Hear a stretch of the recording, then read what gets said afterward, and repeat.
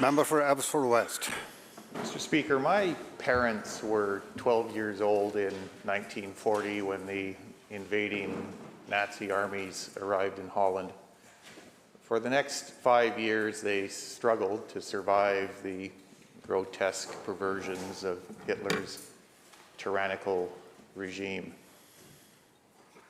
On May the 5th, 1945, they were liberated by Canadians who had fought their way from Normandy up through France and into Belgium, Scheldt estuary, and into the flooded lowlands of Holland itself.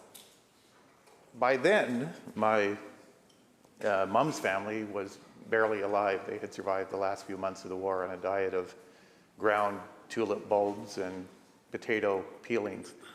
And it was the Canadians that nursed them back to health, gave them food and freedom.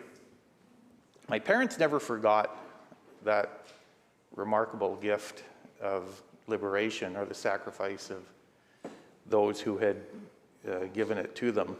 And a few years later, my mom, now in Canada, gathered her kids around and reminded all of us that but for that sacrifice, we wouldn't exist as a family. And she helped her then 6-year-old son memorize the words of the poem that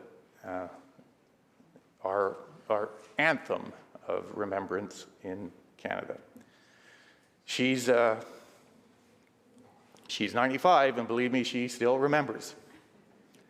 And I hope we all will, for the veterans, all the veterans of all the wars.